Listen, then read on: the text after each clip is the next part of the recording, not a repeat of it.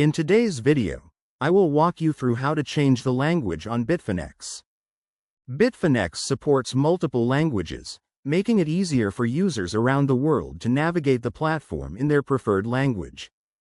If you'd like to switch the interface to a different language, you can do so in just a few steps through the platform's settings. To begin, sign in to your Bitfinex account. Once you're on the main dashboard, tap your profile icon and click Account. In the Accounts tab, look for the Language section. Bitfinex will display all of the supported language options that you can choose from. Look through the list and select the language you'd like to use. As soon as you make your selection, the platform will begin updating the interface. In many cases, the change is applied immediately without requiring you to sign out of your account. If you ever want to switch back or try another language, just return to the same language setting and choose a different option. There's no limit to how often you can change your language preference.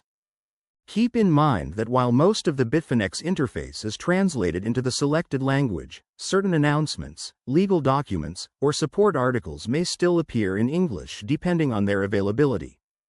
And that's how to change the language on Bitfinex.